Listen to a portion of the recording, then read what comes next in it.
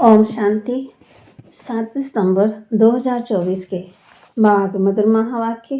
बाबा कहते, मीठे बच्चे, ज्ञान का तीसरा नेत्र सदा खुला रहे तो खुशी में रोमांच खड़े हो जाएंगे, खुशी का पारा सदा चढ़ा रहेगा। ज्ञान का तीसरा नेत्र सदा खुला रहे तो खुशी में रोमांच खड़े हो जाएंगे, खुशी का पारा सदा चढ़ा रहेगा। प्रश्न, इस समय मनुष्यों की नज़र बहुत कमज़ोर है, इसलिए उनको समझाने की युक्ति क्या है? इस समय मनुष्यों की नज़र बहुत कमज़ोर है, इसलिए उनको समझाने की युक्ति क्या है? उत्तर, बाबा कहते, उनके लिए तुम ऐसे बड़े बड़े चित्र बनाओ जो वे दूर से देखकर समझ जाएं। ये गोले का सृष्टि चक्र का चित्र तो बहुत बड़ा होना चाहिए। ये है अंधों के आगे आईना।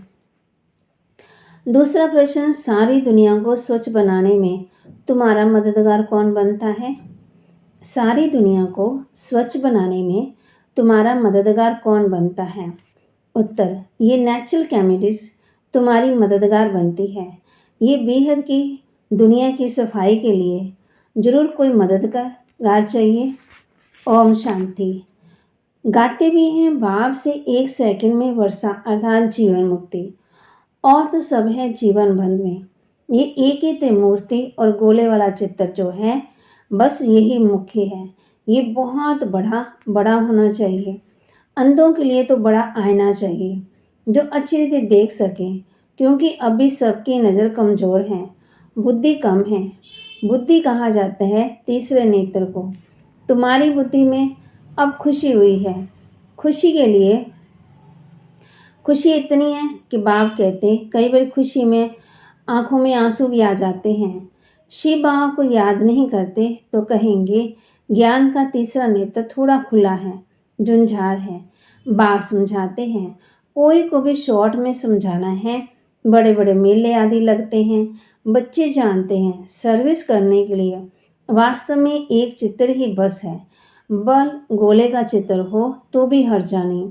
बाप ड्रामा और झाड़ का अथवा कलव वृक्ष का और 83 के चक्कर का राज समझाते हैं। ब्रह्मा द्वारा बाप का ये वर्षा मिलता है, ये भी अच्छी रीति क्लियर है। इस चित्र में सब आ जाता है। इतने सब चित्रों की दरकार ही नहीं है। यही 2 चित्र बहुत बड़े बड़े अक्षरों के हैं। लिखित में हो जीवन मुक्ति, गॉड फादर का बर्थ राइट, होवनहार विनाश के पहले, विनाश भी जरूर होना ही है। ड्रामा के प्लान अनुसार आप ही सब समझ जाएंगे, तुम्हारे समझाने की भी दरकार नहीं रहेगी। बेहद के बाप से बेहद का ये वर्षा मिलता है, ये तो बिल्कुल पक्का याद करना चाहिए। परंतु माया तुमसे बुला देती है, समय बीतता जाता है। गाते भी हैं, बहुत गई थोड़ी रही। इनका अर्थ इस समय का ही है, बाकी थोड़ा समय रहा है। स्थापना तो हो ही रही है, विनाश में थोड़ा समय है, थोड़े में भी थोड़ी रहती जाएगी। विचार किया जाता है, फिर क्या होगा? अभी तो जागते नहीं, पीछे जागते जाएंगे, आंखें बड़ी होती जाएंगी।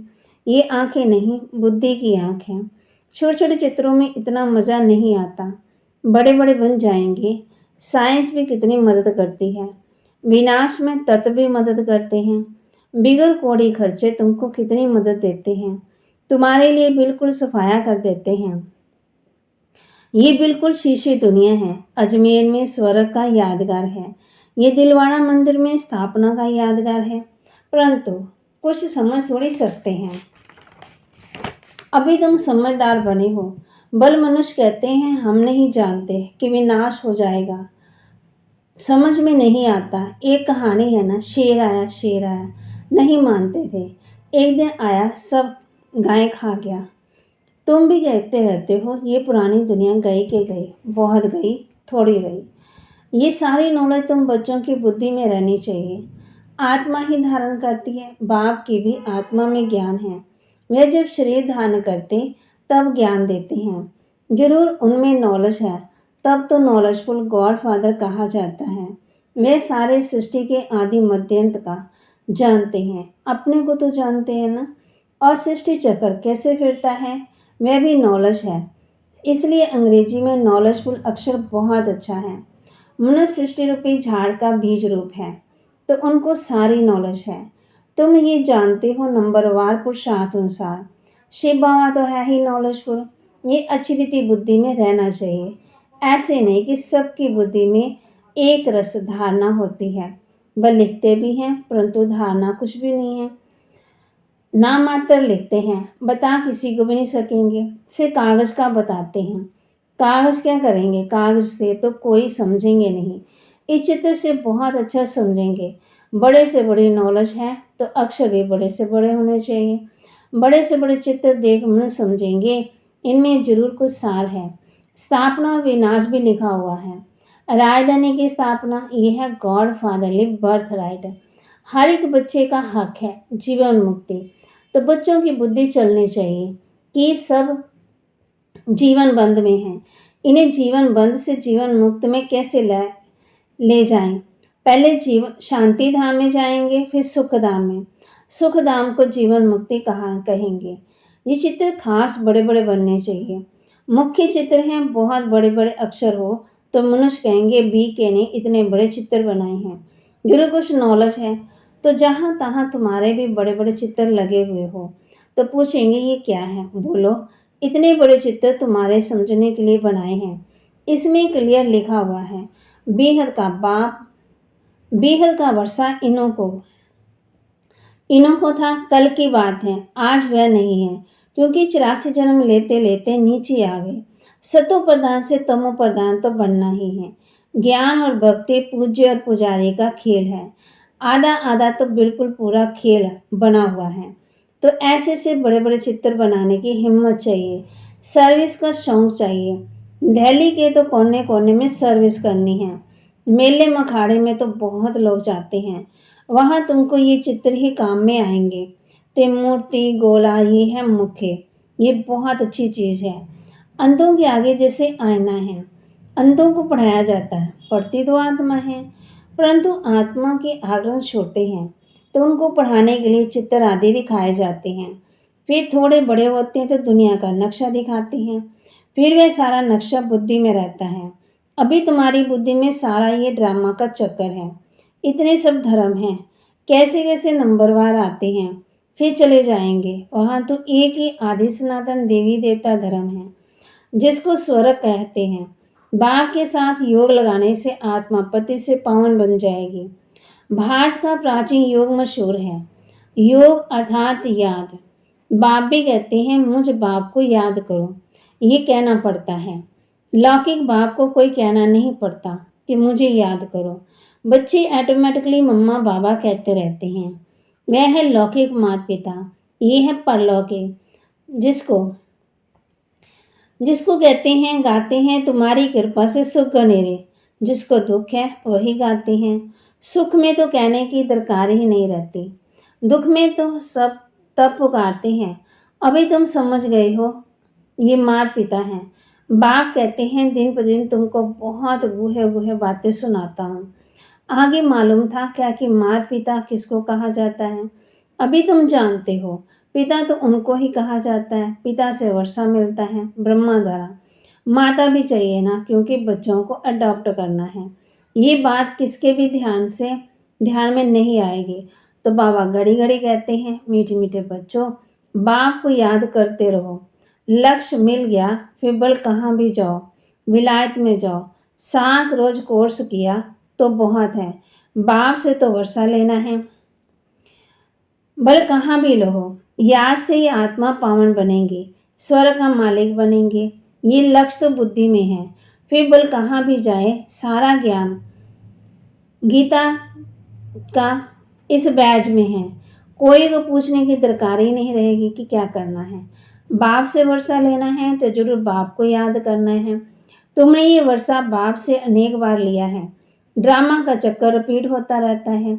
अनेक बार तुम टीचर से पढ़ करके कोई ना कोई पदवी प्राप्त करते हो। पढ़ाई में बुद्धि योग टीचर के साथ रहता है। इम्तिहान चाहे छोटा हो चाहे बड़ा हो, पढ़ती तो आत्मा है ना।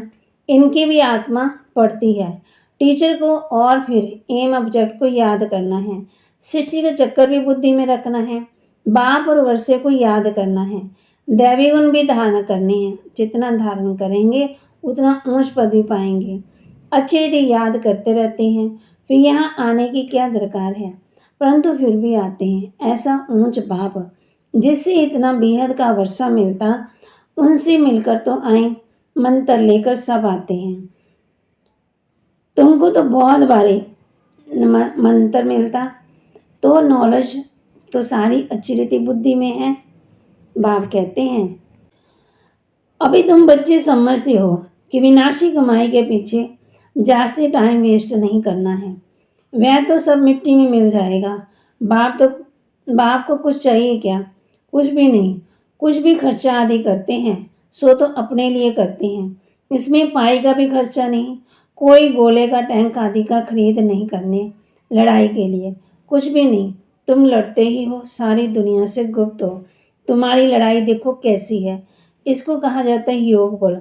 सारी गुप्त बात है। इसमें कोई को मारने की दरकार नहीं है। तुमको सिर्फ बाप को याद करना है। इन सब का मौत ड्रामा में नूंदा हुआ है। हर 5000 वर्ष के बाद तुम योग बल जमा करने के लिए पढ़ाई पढ़ते हो। पढ़ाई पूरी हुई, फिर प्रारंभ चाहिए नई दुनिया में। पुरानी दुनिया के लिए ये नेचुरल कैमिटीज है। गाते भी है ना, अपने कुल का विनाश कैसे करते हैं। कितना बड़ा कुल है, सारा यूरोप आ जाता। ये भारत तो अलग अलग कोने में है, बाकी सब खलास हो जाएंगे। योग बल से तुम सारे विश्व पर विजय पाते हो। पवित्र भी बनना है। इन लक्ष्मी नारायण जैसा वहाँ क्रम में आई ही नहीं। आगे चलकर तुमको बहुत शास्त्रकार होंगे। अपने देश के नज़दीक आने से फिर झाड़ दिखाई पड़ते हैं तो खुशी होती है। अब आकर के पहुँचे हैं अपने घर के नज़दीक। तुम भी घर चल पड़ते हो तो अपने सुखधाम में आएंगे। बाकी थोड़ा समय है। स्वर्ग से विदाई लिए कितना समय हो गया, अब फिर स्वर्ग नज़दीक आ रहा है। तुम्हारी बुद्धि चली जाती है ऊपर, वह है निराकारी दुनिया। बाप कहते हैं, हम वहाँ के रहने वाले हैं, परम धाम के। यहाँ 84 का पाठ बजाया, अभी हम जाते हैं।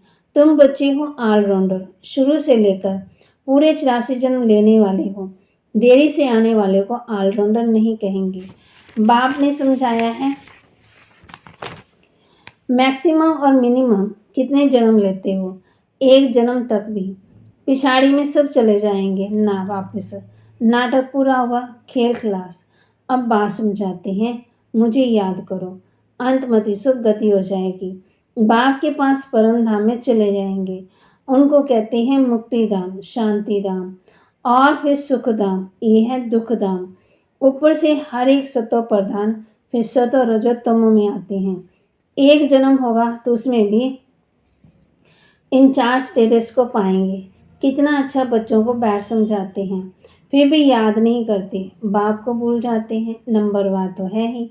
बच्चे जानते हैं नंबरवार पुरुषार्थ अनुसार रुद्रमाला बनती है। कितने करोड़ की रुद्रमाला है। बेहद के बाप, बेहद के विश्व की ये माला है। ब्रह्मा सो विष्णु, विष्णु सो ब्रह्मा। दोनों का सरनेम देखो, ये प्रजापिता ब्रह्मा का नाम है। आधा गला फिर आता है रावण। बाबा कहते डिसीजन। फिर इस्लामीज आदम बीवी को भी याद करते, पैराडाइज को भी याद करते। भारत पैराडाइज था ना, सुख की दुनिया थी। बच्चों को तो बहुत खुशी होनी चाहिए। बेहद का बाप, ऊंचे से ऊंच भगवान, ऊंचे से ऊंचे पढ़ाते हैं, ऊंच से ऊंच पद भी मिलता है। सबसे ऊंच से ऊंच टीचर है बाप।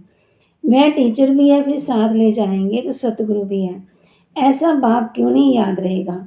खुशी का पारा चढ़ा रहना चाहिए, परंतु युद्ध का मैदान है, माया ठहरने नहीं देती है। घड़ी घड़ी गिर पड़ते हैं। बाप तो कहते हैं बच्चे याद से ही तुम माया जीत बनेंगे। अच्छा, मीठे मीठे सिकिलते बच्चों प्रति माता पिता बाप दादा का याद प्यार और गुड मॉर्निंग। रूहानी बाप की रूहानी बच्चों को नमस्ते। रूहानी बच्चों की रूहानी बाप दादा को दिलवा जान सिकवा प्रेम से नमस्ते। धारणा के लिए मुख्य सार, बाप जो सिखलाते हैं उसे अमल में लाना है। से कागज पर नोट नहीं करना। विनाश के पहले जीवन बंद से जीवन मुक्त पदवी प्राप्त करना है। अपना टाइम विनाशी कमाई के पीछे अधिक वेस्ट नहीं करना है। क्योंकि ये तो सब मिट्टी में मिल जाना है। इसलिए बेहद के भाव से बेहद का वर्षा लेना है और दैवी गुण भी धारण करने हैं। वरदान, योग बल द्वारा माया की शक्ति पर जीत प्राप्त करने वाले सदा विजयी भव। योग बल द्वारा माया की शक्ति पर जीत प्राप्त करने वाले सदा विजयी भव। ज्ञान बल और योग बल सबसे श्रेष्ठ बल है। जैसे साइंस का बल अंधकार पर विजय प्राप्त कर रोशनी कर देता है, ऐसे योग बल सदा के लिए माया पर जीत प्राप्त कर विजय बना देता है। योग बल इतना श्रेष्ठ बल है जो माया की शक्ति इसके आगे कुछ भी नहीं है। योग बल वाली आत्मा स्वप्न में भी माया से हार नहीं खा सकती। स्वप्न में भी कोई कमजोरी आ नहीं सकती। ऐसा विजय का तिलक आपके मस्तक पर लगा हुआ है। स्लोगन, नंबर 1 में आना है तो व्यर्थ को समर्थ में परिवर्तन कर दो। नंबर 1 में आना है तो व्यर्थ को समर्थ में परिवर्तन कर दो। तो बाबा कहती, नंबर 1 में आना है तो व्यर्थ को समर्थ में परिवर्तन कर दो। बाबा के महावाक्य को लाइक करें, शेयर करें और सब्सक्राइब करें। और बाप जो सिखलाते हैं उसे अमल में लाना है। फिर सिर्फ कागज़ पर नोट नहीं करना है और अपना टाइम विनाशी कमाई के पीछे अधिक वेस्ट नहीं करना है, क्योंकि ये तो सब मिट्टी में मिल जाना है। इसलिए बेहद के बाप से बेहद का वर्षा लेना है और दैवी गुण भी धारण करने हैं। तो बाबा ने कहा है, योग बल द्वारा माया की शक्ति पर जीत प्राप्त करने वाले सदा विजयी भव। ओम शांति।